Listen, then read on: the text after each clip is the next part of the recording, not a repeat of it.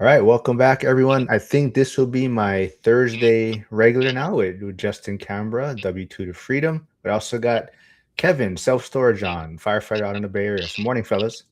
Morning. Good morning, sir. Yeah, good to have you guys back. New Year, Kevin. It's been a while since I've seen you. Yeah, But let's maybe Kevin. Why don't you update everyone if they haven't or don't know who you are, where you invest, and what you invest in? yeah.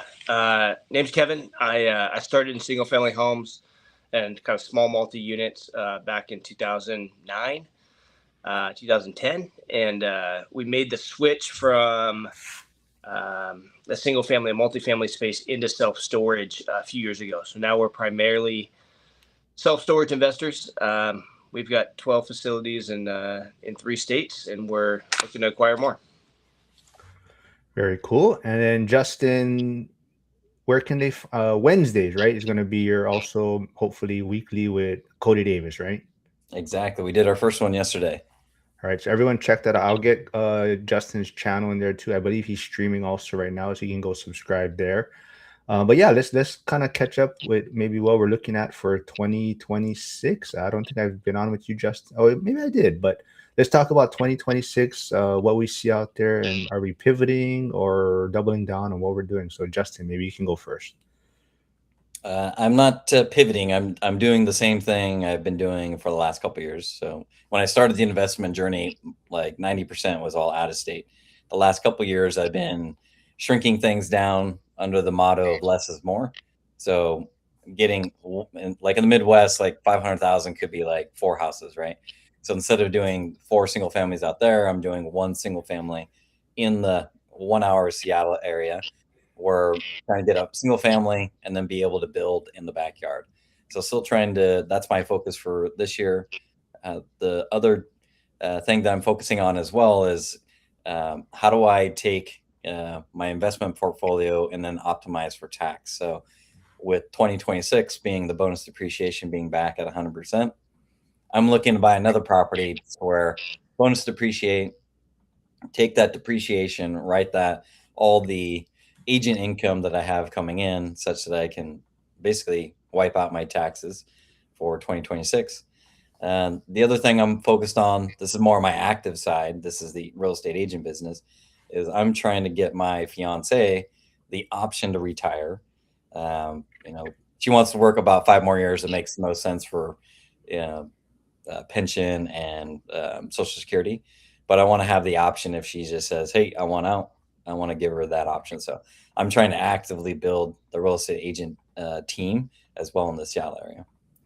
And I don't know if you have something coming up big Monday. Do you want to touch on that yet, or no, not yet? Is that still under wraps or? Still under wraps. Okay, all right. Talk So about we'll it let. Okay, we'll let Kevin go then. I know he got big news. Maybe that's why he's still working, but he can talk about 2026. And like I said, he's in self storage now. But how is that looking? And is he still gonna double down on that? Yeah, I'm excited for 2026. I think my goals always start personal, right? So first and foremost, it's be the best husband I can be and be the best father I can be. We've got baby number 3 coming any day now, so we're excited for that.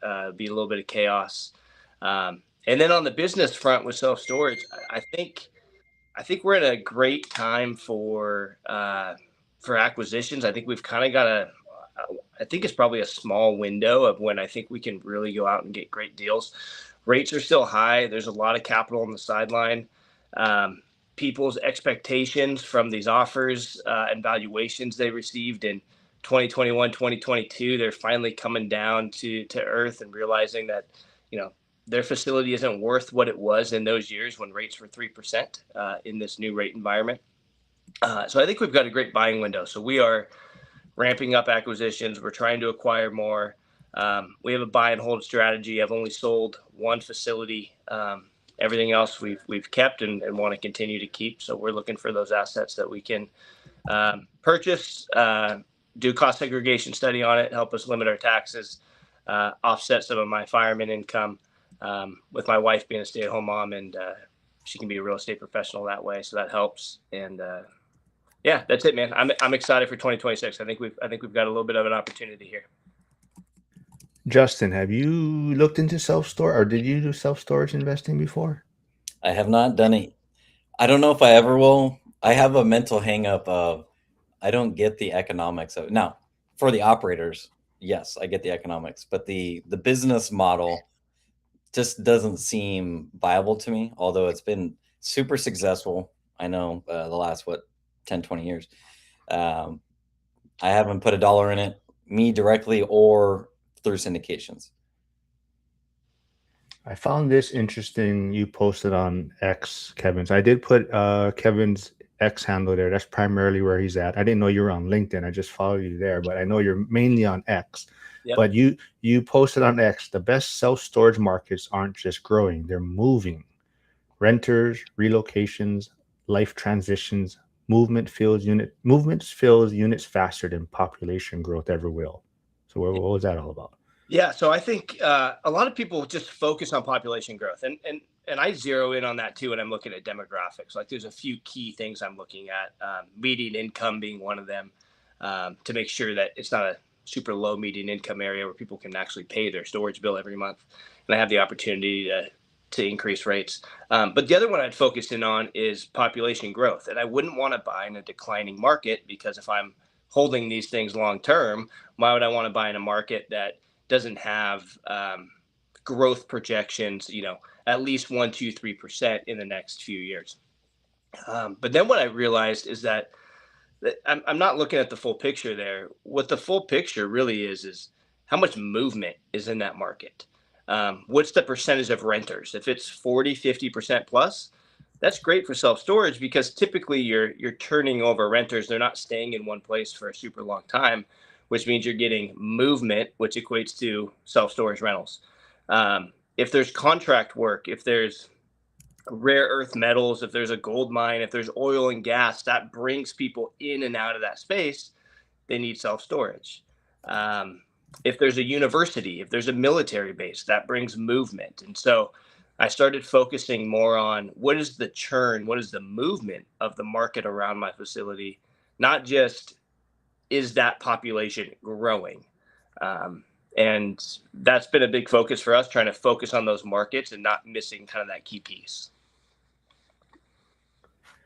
Justin, for yourself, it sounds like the cost seg is going to be big for you 2026. I think you also mentioned you are getting married too this year, right? So a lot of life event for both of you.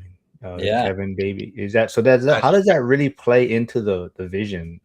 So your fiance, she's big? Does she have her own investments also, or? We're like exactly the opposite. So I have zero 401k in terms of stocks. My 401k is a solo 401k, which is cash and real estate.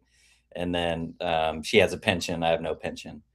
And then I have real estate. She has no real estate. So we're together great in terms of what do you call that? The balancing. I'm drawing a blank on the name. But separately, she's heavy stocks. I'm heavy real estate. But to your point, yes, we are getting married 12/31, so basically New Year's celebration. And this is the first year that we've actually talked about finances together. We've been together for a long time, but everything's been separate. So all the financials have been separate. Now we do back to the basics. We have weekly meetings. Where are we spending the money? What are we spending it on? Because we're trying to pay for the wedding, which is going to be about $30,000 before the wedding. So we're already halfway down paying the wedding off. So we're trying to get all our finances in order so that when we're married, we want to have no credit card debt, i.e. bad debt. Only debt we want is related to the real estate. So that's our whole focus for the year, is to pay, as a team, work together, pay off my credit card debt, her credit card debt, so that when we're married, we have no credit card debt, and life is easy. This is probably going to be a question that comes up, because it usually comes up, when people are talking about their spouse. Or so we'll let Justin go first, and then Kevin can answer too. Do you guys believe in like joint accounts, like joint banking accounts, or are you going to try to keep things separate? For me, like we'll get a shared account. So I've been married before. This is my second one. When I was married before, we had a shared account as well. So I think I like the idea of a shared account. Everyone's working off of it, and then have like your two do whatever the hell you want with it, right? So like if she wants to do a trip with her friends wherever she can, if I want a guy's golf trip, I can do whatever I want. That's kind of your play money.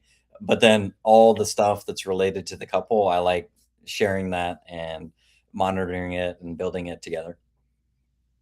What about you, Kev? Yeah, I mean, my wife stays home with our kids, so she definitely has a shared account. But we had that even before when she was working before kids, and so I think it makes sense. All the household stuff comes out of there, all the kid stuff, all the groceries, utilities, like anything that would be deemed, both of us. And then if she wants to buy something, she buys something. If I want to buy something, I buy something. And then all the business accounts are separate, and they feed into one personal account that is just mine. And then I'll basically just do a transfer from the personal account to our joint account. But essentially, it's all joint. 3 kids later. Before we get on to like the same thing about 2026, I do want to ask Justin. I know you had an event recently, so Flavio, who's in Grandview, Washington, is asking, how was the event? That's awesome, man. We had our third event. It's under the W2 to Freedom brand, and we focus on helping people build wealth through real estate, ultimately breaking free of the shackles from the W2 world and living a life by design. So we had our third event, and our first event was 3. The second event was 8. This time, I think we had 15 people. So we're slowly but steady building up. And then out of that, we're doing a recurring meeting. So, my philosophy about W2 to Freedom is like 3 phases: earn it, live it, give it. So we're focused on the earn it phase, where it's the level 1 is just the basics. So we're goal setting, finding your why, doing an income statement for yourself, i.e. a budget, and then a balance sheet, i.e. net worth tracker. So we're all everyone who signs up for this, we're going to have a follow-up virtual meeting on the 29th, set everybody up on it. And then we're having a Facebook group, a WhatsApp chat, monthly meetings.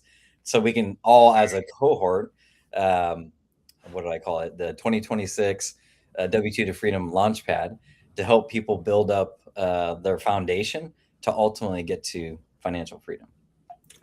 Hey, I do see Dion tuning in from your channel, Justin. He says every time you hit the like button, an angel gets its wings.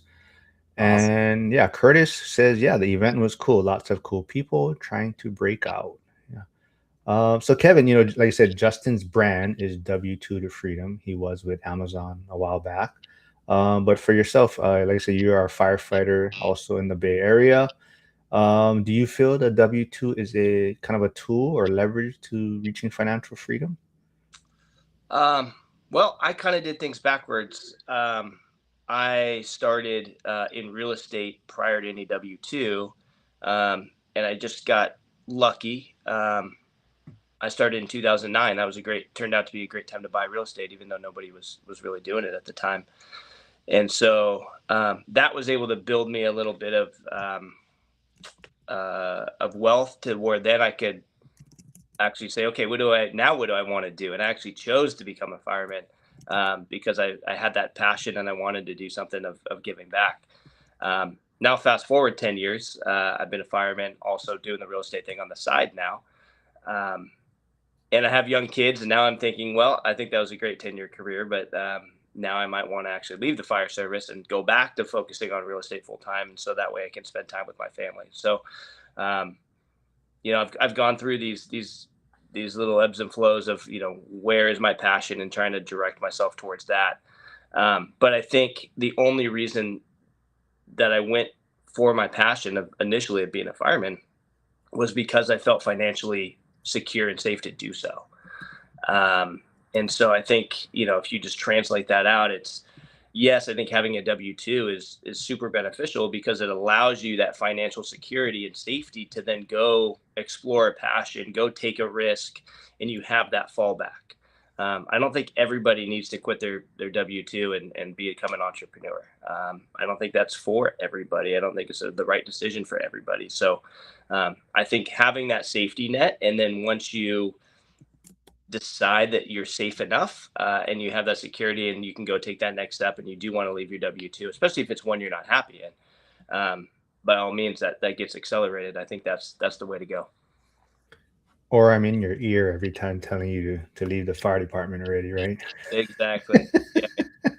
Yeah. But Steven's here. He's just retired FDNY, so he just joined the One Rental at a Time school community. So he's here tuning in. But thanks, Steven.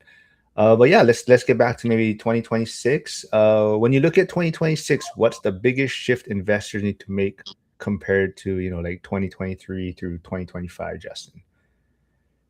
I think for me, and if people are like me, I'll give you my experience where the last couple years have been super difficult, right? So obviously high interest rates, and I was trying some new things, some development stuff where I took a big L learning. So step one is building back reserves because one of my projects lost like 200,000, right? So it's one of those where now I got to build all that liquidity back up. And if you look at pre 2022, life was fairly easy. I would just go refinance a property, still sub 4%, pull out that equity, and I could fill the holes. I have to fill the holes with like active income, i.e., agent business right now. So, biggest thing now is if you don't have reserves, building up those reserves and continue to analyze your specific buy box. So, for me, like I still have a buy box that I'm looking for, single families with daddy potential. And so by building up that liquidity while you're focusing on your buy box, you'll be ready to pounce once your something comes into your buy box. So that's my main focus, specifically in Q1. Kevin, before you answer, I kind of want maybe where would you put self storage? Because everyone when they talk about housing crash, doom, or even like syndications, right? The short term debt. Like, where does kind of self storage facilities kind of maybe fall into the real estate space? Yeah. Self-storage has a few different options for debt. You can do traditional financing through a bank. Depending on what rate you want, you're going to pay a little more for long term. You're going to pay a little less for short term. You can do seller financing. That was going to be one of my things for 2026. Is I think focusing on creative financing, seller finance being one of those. We've bought over half our deals with great seller financing with below market interest rates, and we can come up with win-wins that way. We can get super creative on terms, and we've done all kinds of fun stuff on the financing side. Self-storage, you can also get an SBA loan, so you can get a business loan because there's a business. It's not just real estate; it's a business, and if at the end of the day, if you don't run self-storage like a business and you treat it like just a real estate asset, you're going to fail. It's not passive. It is active income, despite what people might sell you or tell you. But those who run it like a business do very well. And so, to answer your first question, what's important going forward in 2026, I think it's relationships. I think are huge. I would say that for every year. I think your focus should always be on who can you connect with, who can you meet with, what owners can you talk to, what relationships can you build. Look at this long term, especially with owners. Like when we go direct to owner, I'm not trying to push a sale for them to sell me their facility the first time I call them. I just want to become their friend. I want to build a relationship with them. I want to provide value to them if I can.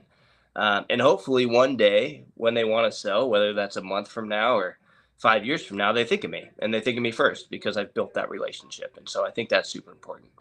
I think discipline's super important, and Justin talked about it a little bit, but having your buy box and not trying to squeeze something in there that's just not a fit. Like know what you're good at, know, where your knowledge base is, and focus on deals that make sense. And, don't try and do a deal just for the sake of doing a deal. I think those are going to be super important aspects, especially this year. On you were talking about seller financing, creative financing. Yep. As I was building up my portfolio, I did maybe 25-ish to 30% of it. And once you leave your W-2 world, you're not as bankable as you were before. Can you still get loans? Yes, like DSCR type loans, but your conventional those are basically out the window until you have some other, consistent income. So for me, like now that I've been an agent, going into, I think it's my fourth year now, I have that income to where I can get conventional loans. But for the last couple of years, I've been 100% focused on creative financing deals.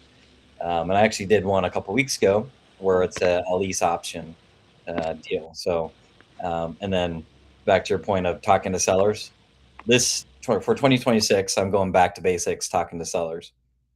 Where on the agent side, I have a cold caller, and we were focusing on direct to seller marketing and trying to, the cold caller gets the lead, and then we set the appointment. Well, we didn't close all those leads. I was sending them to the team, but we weren't closing any of them. So in terms of, that's my fault for not helping the team train them to get them to close. So for 26, I'm doing all the follow-up calls, all the appointments and everything. So the first week that I've taken it back over, met with a seller, has three duplexes. And, I might list one, I might buy one, and then the future TBD on that, list it or buy it. So going in, helping the client and client or seller, depending on what, they're a client in terms of the agent business, and seller if I end up buying it. But I just go in there saying, here's what I can pay you for it. And if you're trying to get max cash now, that would be a cash price. But for this seller, they're basically retired. They want money, but no tax impact. So then I gave them a creative offer. So I gave them that offer. Then I said, if you want to try to get max price, we can put it on the market. Here's what I think it would sell for. If you put it on the market, you've got these fees that are involved. So it's like, do you want this cash price, on market price, or do you want this creative price? I'm indifferent on it. I'm not trying to sell them on anyone. Any option they choose, they win, I win, everybody's happy. So that's the focus that I'm targeting for 2026. I'm not sure what happened to Kevin. Maybe he got an alarm or what. He is on duty right now. So Jeff, I know you're putting in some details from self-storage, I believe you're looking at. So hopefully Kevin can jump back on and we can bring those numbers up. But Jovi is asking, believe for you, Justin, are these units in Wisconsin? Everything lately that's creative is all 1 hour Seattle. So Puyallup was the ones I was specifically talking about. And the one that I got under contract basically January 1st is in Everett, which is like an hour north of Seattle. So what I'm trying to do is like, I was mentioning where I'm trying to build reserves, and you're probably like, well, how are you buying these things if you're trying to build reserves? Well, I have two buckets of money. There's me as the investor my LLC stuff. And then I have a solo 401k that has money in it that money is there until I retire, like government retire. Right. So I'm using the money that's in the solo 401k to do these lease with the options to purchase. So that's why I have, it sounds weird. Yeah, I need to save up money to buy, but I'm buying over here. It's because I can't touch this money until 59 and a half. So I got like 13 more years until I can use any of this money. So it's just ebbing and flowing in this bucket. Kevin's back. So Back. Jeff, who's in York, Pennsylvania, I'm assuming that's where the self-storage facility he's looking at. Do you have any relationship, that market or anything, Kevin? I don't.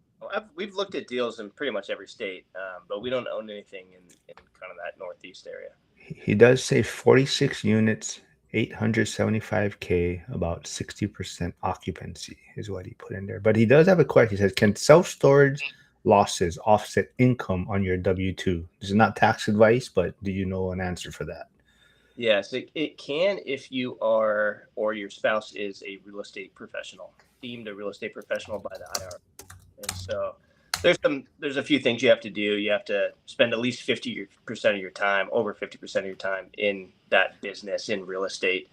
So if you have a W-2, you're basically not going to qualify, because if you're working 50 hours a week in your W-2, there's no way they're gonna believe that you're working 51 hours a week as well in real estate. So if it's not you, then it needs to be your spouse. She can qualify. You have to do 750 hours that you need to log in case you do have an audit of real estate related activities. And then you need to be materially involved in the business. And so, it helps to not have property managers, because then are you really materially involved would be the question the IRS would ask. So, but yeah, look up kind of the 3 or 4 things that you need to qualify. If you have a W-2 out, but your spouse can absolutely qualify if she does not have a W-2, and then you can use that passive loss to offset active income. I'll touch on it a little bit from my side. So when I had a W-2 job and at Amazon at the time, and my actual accountant said, why don't you file for real estate professional status? And I said same thing as you. I thought I couldn't do it. It's based on the rules I knew. And he's like, well, you actually spend a lot of time in there, easily over 750 hours.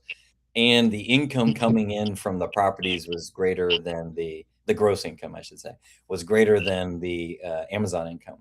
And they're like, yeah, we think you'll be fine. I'm like, okay, if I get audited, you guys are gonna, protect me and all that kind of stuff. And so, I would say the 2 years before I left Amazon, I was a real estate professional, which it was basically, I was over somewhere in the 100 to 125 units in 4 states. And then I had like 4 partnerships and like 6 property managers. So there's like a lot of stuff, and they're like, yeah, we don't think it's a problem. So, so that's one thing. I may be unique in that scenario. Talk with your professional. But now that actually on Monday we had this discussion. So separately speaking, obviously my fiance, she owns 0 real estate. She's not a real estate professional, but I am a real estate professional. So, she makes around 200,000 all in. So she's paying, I'm assuming, 25, 30%, right? So let's just say it's 25%. So that's like $50,000 of tax, right? So now if I go get, when I'm going to close on a property this year to where I can do this bonus depreciation. So let's just say it's $1 million property, and I do bonus depreciations. Let's just say it's 250, 25% of the million. I could wipe out all of her income. She could get all that tax that's been withheld for the entire year, and we could have that money would come back to us, right? So what you can do with that real estate professional status, it is massive. So somehow, some way, if your wife is stay at home, if your husband stay at home, or your partner stay at home, somehow get them into that rep status could be massive for you. Yeah. I think key too to remember those. This is a tax deferral strategy, not a tax mitigation strategy. Mm-hmm. So we've sold the property that we've done a cost segregation study on, and it sucks. You pay it all back. So you're not actually saving any money. The way you need to look at it is time value of money. I would rather have that chunk of money now than 5 years from now or 3 years from now when I sell. And so there's also a cost to doing the study, depending on the type of property. It can be, in the thousands of dollars. And so you just want to make sure if you're doing like a quick flip, like there's no reason to cost seg it, because you're just going to pay it all back 6-12 months later. So you want to do these on things that you kind of want to hold for at least a few years, and then know that, if you paid $200,000 for this house, the IRS is going to look at it when you sell it. If you were able to cost segregate maybe $50,000, they're going to look at it as if you only paid $150,000. So now you pay the difference on tax between the $150 and the sale price, as opposed to the $200 in the sale price. So the only way around that, not to get too in the weeds, is to 1031 it into another property, but it's just going to follow you. And then the only way to truly get rid of it is die without knowing, and leave it to somebody. They'll get a step up in basis, and all that stuff goes away. So 100%. Not tax mitigation. I would say it's hard for firefighters work a lot of hours, so it's hard to get rep status, right, Kev? Yeah, my guess, if Justin got audited, it's probably not going to fly. But you can do anything until you get audited. And as long as you're not negligent with it and you have a valid reason, you can play in the gray area. You definitely don't want to do anything negligently because that's jail time. But if you don't get audited, you can do whatever you want. We've definitely played in the gray area and just hope we didn't get audited in the last 3 years, and make it work. But just don't do anything negligent. I've been audited 3 times already. What? Magically, the 3 years I lived in California, the California Franchise Tax Board audited me 3 years in a row. So if you, that one, I was using the, when you go to get your master's degree, you can write off your master's degree if you follow, if you have a specific use case. So I'll use this example so that if you are going to play in the gray, know what the rules are and then operate to that, right? So literally there is a 1-page diagram in the tax code that it's a yes, no. And if you have this decision tree, the yes and the no, and I literally took it, highlighted to where I would say, yes, I could write my education off. And it was true that I was doing what was on there. But so then every year I'd get audited, I would take this 1 page that has this yellow highlighter and send it in. 60 days later, it says no further questions. And I was able to write off, I don't know, it was like 125,000 or something for the MBA at Berkeley. So you can't, if you look up the law or the tax code, understand it and operate exactly to what it says, you should be fine. Yeah, we'll leave out the government failing, and they should be auditing themselves before auditing everyone else. But we'll leave that for another discussion. But I think Lynn's taking a jab at me. She said you have to be married first for that, to offset this loss of income. Yeah, I'm not sure. Josh is asking, would having a real estate centric YouTube channel count towards? I'm not sure. That'd be a question for CPA. There's so many things that, like, real estate. If you take a real estate class, that counts. If you do marketing for your property, if you have an Airbnb, that counts. So, you wouldn't be able to claim, hey, here's my 750 hours from YouTube. I don't think. I think you'd need more material participation in assets, but you might be able to get away with that being some of your hours. Yeah, you're better off using the short-term rental loophole than trying to do a rep status if you're a high income earner, where it's like you have to do, I think it's 100 hours material. You're doing most of the work. You have to have like an average stay below, I think it's a week 7. Average stay below 7. Yeah. And then So you basically, if you roughly, if you close on it by October 1st, you'd have enough time to get your hours and furnish it, get a couple bookings showing that your average time is below the 1 week. So I think Jeff was asking that question because Kevin, he said you mentioned it as a business. I believe he was saying. Are we talking about, if we're talking about self-storage? Maybe I don't know. Maybe a little clarification on the question, just so I make sure I answer it the right way. Yeah, I think that's why he was asking about if it could offset your W-2 or something. I think that's why he was asking if can self-storage losses offset your income. As a real estate professional, can it offset your W-2? Because it's still considered passive income by the IRS. So passive income can offset passive losses regardless of real estate professional status. Passive income can only offset active income if you or your spouse is a real estate professional. I'm not sure what you use, Kevin, but Jeff was saying he paid $3,800 for cost seg on our 10 unit. And I guess Justin's saying there's automated options that are cheaper. And for you, Kev, do you know roughly how much you spend on cost segs? Or a lot of it depends on the complexity. Like a self-storage facility is very simple. We've probably spent more than that on climate control facilities, because now you're talking about HVAC and maybe flooring and lights and everything else, plumbing. There's bathrooms in there. But as far as drive-up facilities, it's super simple. I think that's probably around what we would pay for a facility, depending on the size and the complexity of it. We've used a few. I like MVO, cost seg. They've been great for us. But there's some good companies out there, and they're all doing the same thing. Some are more aggressive than others. They'll give you an estimate of what it'll come out to be before you have to pay any money. So you can go to 3 of them, get estimates, and maybe if you want to be more aggressive, you take the one that's more aggressive. If you're middle ground, you take that one. But I think that's what he mentioned is probably a reasonable cost for a cost segregation study. Yeah, definitely it's preference because I've heard Zuber speak on it, Lumberjack speak on it, and they kind of have different takes. So I believe Lumberjack uses more of those automated the DIY seg. I think that's who Main Bean Counters also recommends. But Zuber, I believe he uses what's his name? Koseg. I forget. He's been on the channel a few times. Charles Weiner, I believe. But it's a little more thorough. Like I think they actually send out an engineer to the facility. So yeah, it's just kind of what you feel more comfortable with. Definitely.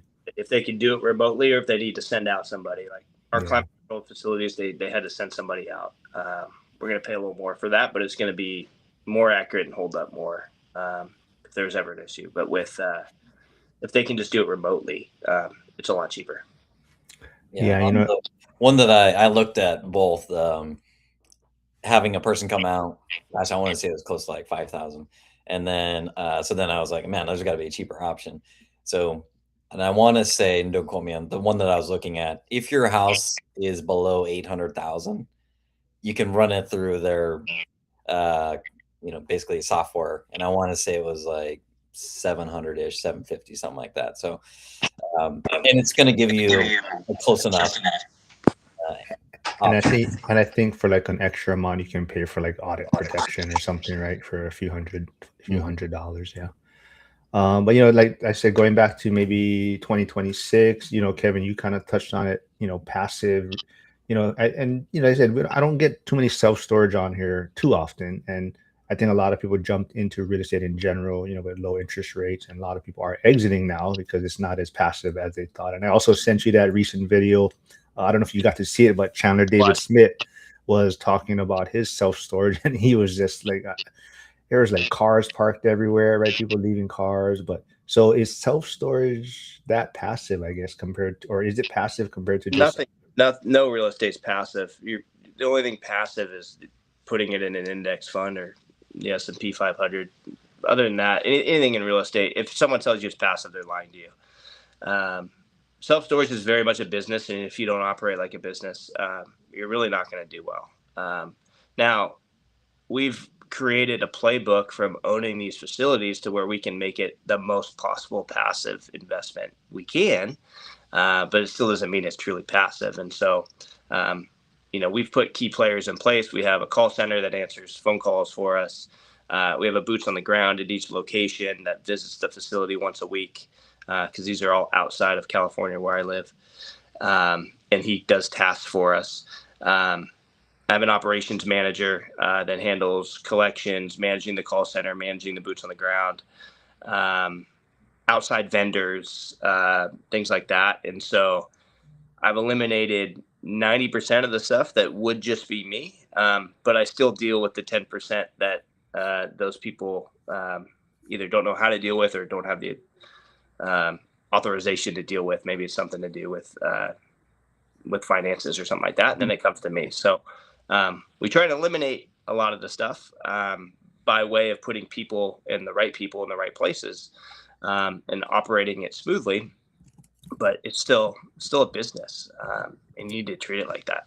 Much more so than when we owned multifamily or single family. You put those on a year lease, you don't even need to do anything. You fix the things that are broken. Storage is all month to month. You're competing against other self-storage facilities in the area. You need to know when to raise rates, when to offer deep promos, things like that. So it's a different game.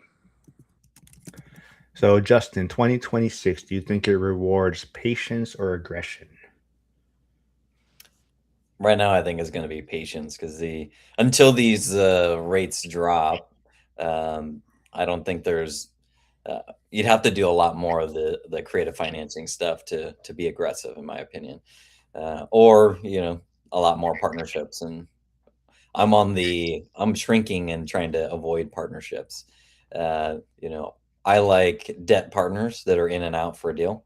Um, what I've learned over time is like partners, they can be good and they can help you grow, but if you're not all aligned and the resources as well, then it can become cumbersome and distracting. So um, definitely, I think on the more conservative side for this year, yeah, like I said at the beginning, right now be stacking your cash, analyzing deals so that when it does come, you're able to pounce. And for the other thing for me is like, let's just say magically this new Fed chair comes in and that person does lower the interest rate, and there is no bond vigilante, issue there. Let's just say it does come in and where we can start refining at 5%. I would probably get pretty aggressive at that point because the I haven't really let's see, most of the stuff I refinanced in 21, right? Since then it's gone up 50 to 100%. So like the amount of cash out refis that I could do and then pull in a bunch of money and then start going on a buying spree, I could flip the switch at that time. But until that happens, stay the course, steady Eddie, stack the cash, manage the buy box, only hit something that hits your targets. See, California's so bad. Kevin can't even get internet to stay on this call. But I want to touch on. I don't know if you've heard Dion talk about it recently. I think it's I don't know how serious he's been thinking about it. Right. All this talk about wealth tax in California and even some of the policies coming down in your areas. Right. So he was kind of like, man, I'm almost thinking about selling everything and relocating kind of thing, right? Has that been on the thought, seeing the stuff coming in your area, I guess, policy wise? I mean, more and more that it happens. I mean, specifically in our area, so in the greater Seattle area, the recent in stuff is the shifting to the tenant favorability is getting, in my opinion, ridiculous. So it is more and more frustrating. Now, there's pros and cons to it. I believe Dion's original thought process was that, it helps increase the rents because of these things. But then at some point in time, it doesn't make sense to stay in the game. Now he's further outside of the two counties that have more stringent stuff. Um, I think once that we have the income to retire Cindy, we could be mobile, whether that's in Washington, just over in Eastern, because I'm in Yakima now, Eastern Washington. Maybe it's just Eastern Washington. It's kind of like a red in a blue state, Eastern Washington. And if that doesn't work, then I wouldn't mind going to some of these other states that have no state income tax. I'm thinking of Florida as well. So I would be open to that. Probably not for another 5 or 6 years for me. But then I'm like, man, if we do go there, why not? Maybe go international, because like I'm sure the cost of living where Dion's right now is like for 2-3 thousand a month, he's living like a king. I see Dion it says sell it all, open a capybara farm. Are those uh, good for Sorry, eating, sorry, or keep dropping. what are those capybara for? Or pets? what was that what he was across from him? Was that what he was saying before in when he was in California? That there was some kind of farm across where he lived, like when he was doing like a Google search. I forget what the story was, but I know there was something he didn't realize was a attraction that was across from where he used to live. Hmm. But Jeff is asking Kevin. It says, "What is normal occupancy for well-operated storage facility?" That's a great question. That was very different in 2021, 2022. People were underwriting at 95% occupancy. Historically, it's going to be around 85%. So if we're at 85%, we're doing well. If we're above that, we're doing even better. And so that's our goal. That's where we underwrite. Now, if it's in a super high demand market with real low supply, I may get a little more aggressive on my underwriting and underwrite at 87, 88%. But you'll see a lot of people underwriting occupancy 90% plus, and if they don't hit it, they're in hot water with their debt service. So 85%, that's my number. Nice. Josh Burdick is saying, I'm investing outside of Washington. Even Eastern Washington gets drug into the leftist policies. Yeah, come to California. That's what we were just saying. I said you don't even have the capability of getting Wi-Fi to stay on this call properly. No, I'm on my cell phone, so whenever I get a call, it drops me. That's what happened. But, I did want to bring up, because I don't know if he's still here, Joe V, who used to be a police officer, and Dion was actually law enforcement too. But on your X page, you did post, police department calls me asking if I'll authorize a drug dog sniff on one of my customers' units they believe to be storing drugs. yeah. Sure, but if he alerts, do not break the door, cut the lock. 1 hour later, I get this photo, and it says we couldn't cut the lock. It was too difficult. And basically shows your door broken in and all kind of. So what happened with that? Was there drugs? I'm guessing they brought the wrong tool for the right job, man. So they busted that door. They're buying me a new door, but it's a pain. No, I don't think they found any drugs. I mean, obviously the dog alerted, but they can alert those dogs if they want them to alert. That's just their, they say that. But I don't want drugs on the property either. So I'm gonna, I'm all for law enforcement and checking that out. That's the last thing I want. So I was like, yeah, sure. Turned out, I think it was a giant misunderstanding. It was a whole thing, but no drugs were found, and now I've got a broken door. So we moved her into another unit, and we're waiting for the door to get fixed. We'll send the bill to the police department. But yeah, absolutely, it is not that passive, right? Like people may think, self-storage, you're just holding people's items, I guess. But even like you said, you posted this picture, says a new customer took drive-up storage a bit too literally. It basically has a vehicle in one of your with the bed of the truck sticking out, like it doesn't fit in. He tried to store his vehicle, so he just put the door halfway down and rested on the bed of the truck with it sticking out. Just Brilliant. Silly stuff. But that's fun. It keeps it fun. It keeps it exciting. Your ability to solve those problems, really depends on how well you're going to do as an operator and how quickly you can solve them. I will say though, we've got a little training thing we got to get to. All right. But I'm happy to answer questions from anybody. I actually coach new investors on how to invest in self-storage. I do some one-on-one coaching.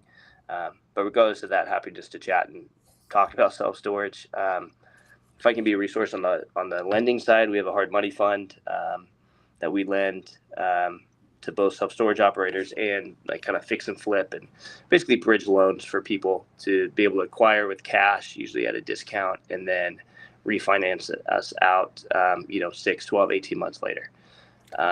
So if anyone, wants to know about lending or if that's an opportunity for them and their business, happy to chat.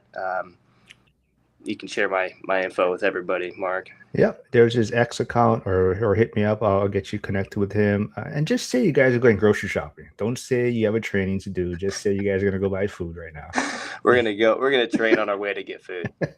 See, I knew it. You're so smart, Mark. All right, man. Thanks for jumping on, man. Justin, nice to meet you, man. Likewise. See you. Yeah, take care.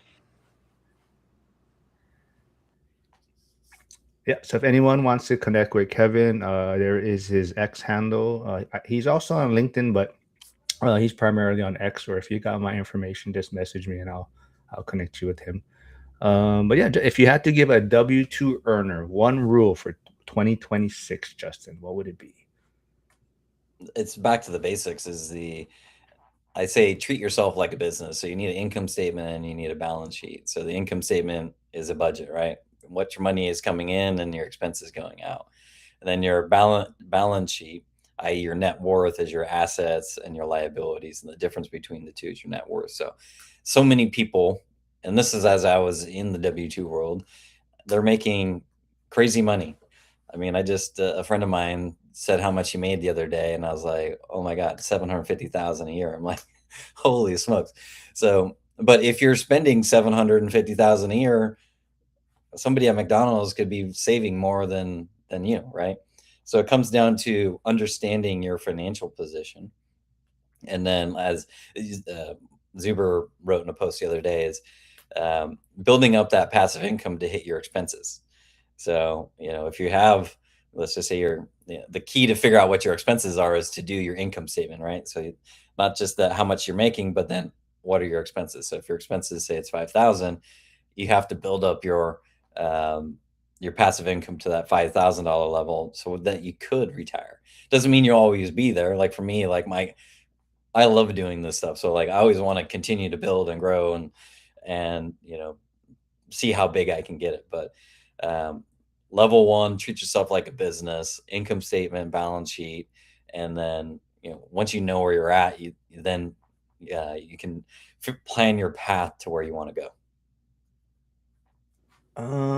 Harrison, Trade Better 99, tuning in from Virginia, says, good afternoon. Says, Justin, what would be the final straw to sell all properties in Washington? I mean, gosh, sometimes it feels close. Like But did you grow up there? No, right? Or Yeah. you did. I'm Okay. from it's called Auburn's the city, so it's probably 30 minutes, 45 minutes outside of Seattle. So born and raised there, most of my life been there. Some of the things that they have there, obviously the rent control. Then if you the other one is if certain cities, if you can't evict a parent with a kid during the school year. That's another thing. And then if you go above between, I think it's 5% and 10% is the max rent. So I think if you go above 5% and they don't renew, I think you have to pay them or help them find another apartment. I'm like, that specific city's Tacoma.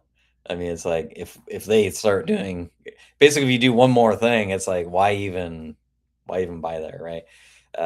So which ultimately what ends up happening, I think, the shifts more rentals into single family housing, such that there is less rentals.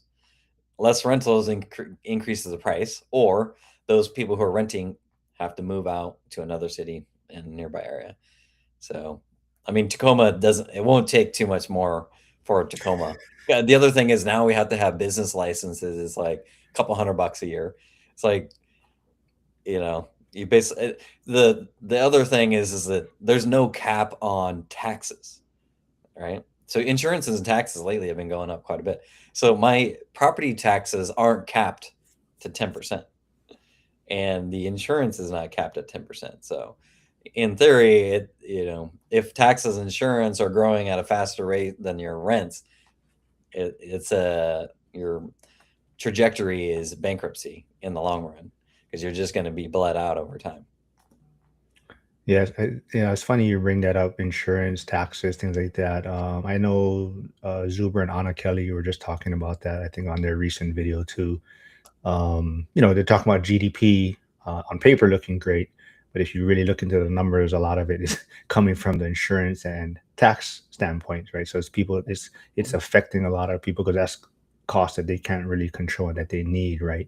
Mm-hmm. Let's see. Jim is saying, I like Justin's talk with Cody the other day about his parking spaces. Quickly though, I do want to also remind everyone, Jim has also finally started putting content on his new YouTube channel. So go jump over there, subscribe after this, and follow him. But Justin, I know a lot of people know about the parking spaces, but maybe you can touch on that briefly for people that may not be familiar with that. Is Jim the grumpy contractor REI? Yes, he is. Okay, I'll have to go follow him. Yeah. Ironically, I didn't even plan this, but the shirt here is from the company that most of my parking is booked through. So it's called Neighbor. I'm not getting paid for this, but I'm one of their, I just post a lot about the parking. And so they've been giving me swag to wear. So I get these like free shirts. All right, we'll show it again now that I spin the mirror. So now you can screen and then so present if you just it to go them. to Neighbor, Yeah, drop in my Neighbor referral link. Or if you hit me up, I can send you a referral link. You get paid, I get paid when you get a booking. But on this parking lot, I mean, it's down right now. I'm probably in the 2,500 a month area, but at the peak it was like almost 3,500 a month, and that's if I fill the entire parking lot out. the average price, like the peak pricing is probably around 150. Like right now, since it's not as full, the last I just did one at 125, and then out of that, just like Airbnb, they take a percentage. I want to say it's like around 3%. So I use Neighbor. There's another one that's called Pure Storage as well. So, and there might be other ones in your area too. It's the easiest money you can make. You literally put like a posting. So I literally, I have a drone, so I took some aerial shots, and then I just posted those on there, wrote a description about the location, and the cool thing about these programs is it's just like Airbnb and VRBO. They do all the marketing for you. So, they're spending money on, I'm assuming, Facebook and Instagram, Google, and all that stuff, and helps drive the traffic to book my listing on the site, and then I get paid. And a lot of these people, I've got people that have been there for over 2 years, and which has been great. And um, you know, those two in particular, they were towed to my lot, and so I'm like, those are the best customers, right? If they tow it to the lot, I know that they're not going to be moving, right? And historically, I never even talked to them. I never even wanted to increase the rent, but I just noticed that Neighbor has a new policy where they increase the rents every year now. And I'm like, perfect. Now I don't even need to talk to these people. It just increases the rent on them without me having to do anything. So, I mean, one of these cars that's towed there is literally, FUBARD, right? It's like, I don't even know. I mean, to fix it up would be like, I don't know, 20,000. It's worth more metal, right? It's probably worth 500 metal. This guy is paying me 120 something a month, right? So think about that. Like, he's spending me 2x his car value per year to store it on my lot. I'm like, it doesn't make sense. But back to Brian's point, he's into self-storage. So, like, effectively, I'm in self-storage for this guy, and he keeps his. I don't get why he's doing it. It makes no sense financially, but he's doing it, and I'm thankful for it. Hyder wants to just let everyone know that if they are in school, Jim, Oscar, and himself are starting a new accountability call in school. It'll be focused on construction and question and answers. And I think people didn't hear that you kind of fell into this parking situation, but Harrison is asking, what are the items you look for in parking spaces? Is it just population density? When I bought it, I wasn't. It was a house hack. I wasn't planning on parking. I was just like, oh, I can build something there in the future. And it was actually a painter that was painting my lower unit on a unit turn. And he's like, man, you got all this parking here. You should put like some tiny homes, a mobile home, or park something back here.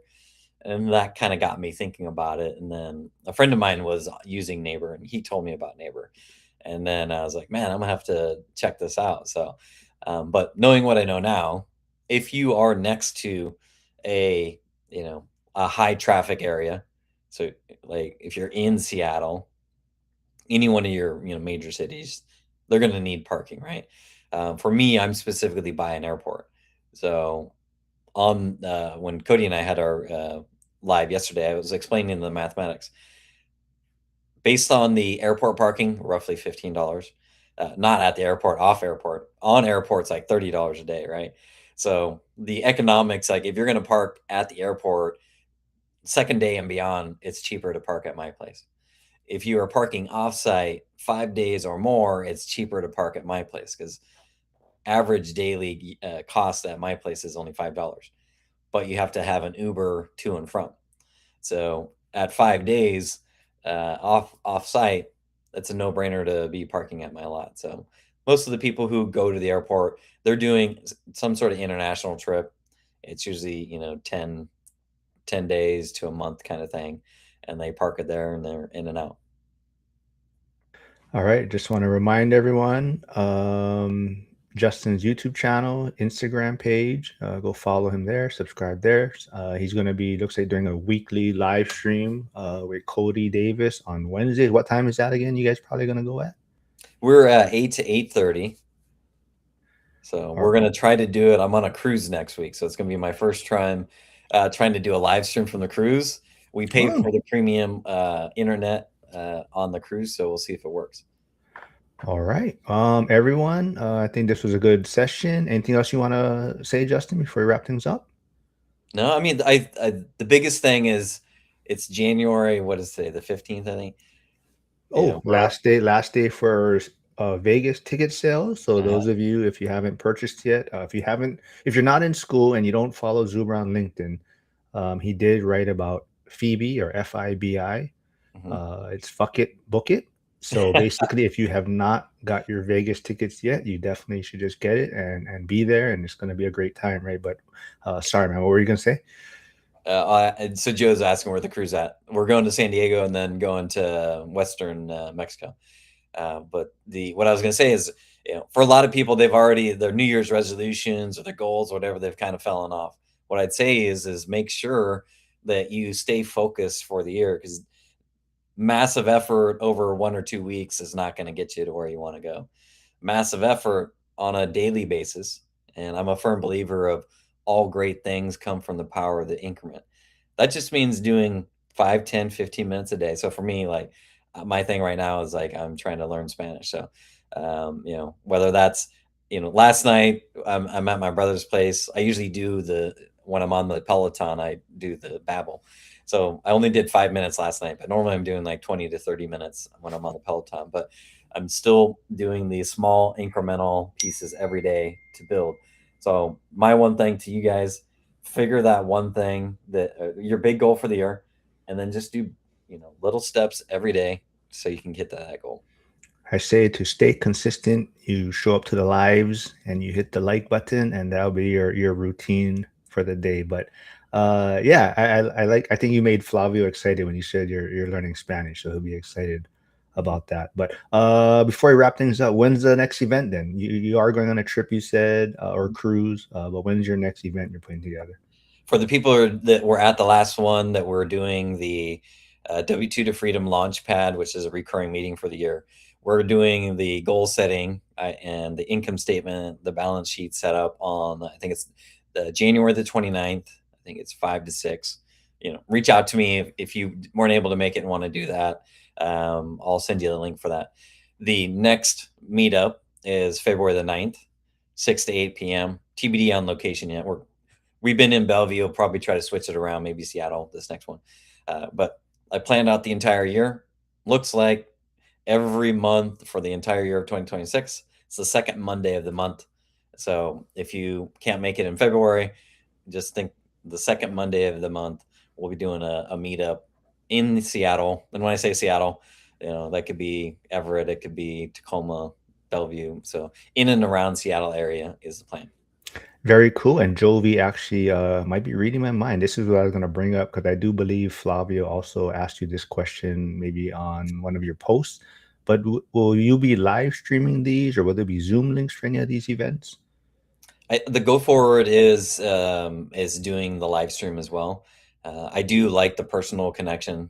Obviously, I get to connect with people, but when I was building my portfolio, it was me connecting with the other investors that were in the room, same level as me, and then above me to help coast off of them. And then over time was like talking to new people and then helping them rise up. So yes, these new locations that we go to, if they have good Wi-Fi and a camera setup, I'd love to do a live stream for that, or a Zoom setup for it. Very cool. And sounds like, oh yeah, that's right. Hyder is heading out to Gary for a meet and greet, I believe, with Millennial Mike. Well, actually not Gary. They want to keep it safe, so it's just outside Gary, I believe. They posted in the school community. But yeah, man, thanks for doing this. Like I said, we'll try to do this. We'll figure out, maybe try to do it on Thursdays if possible. Get on a regular schedule. Everyone, thanks for tuning in. Go check out Justin's channel, subscribe, Jim Grumpy Contractor's new channel, and I will see everyone tomorrow, 7:45 a.m. Pacific, with Emily Lopez and Derek Vickers, mobile home park investor, will be on tomorrow. So Thanks everyone. See you guys tomorrow.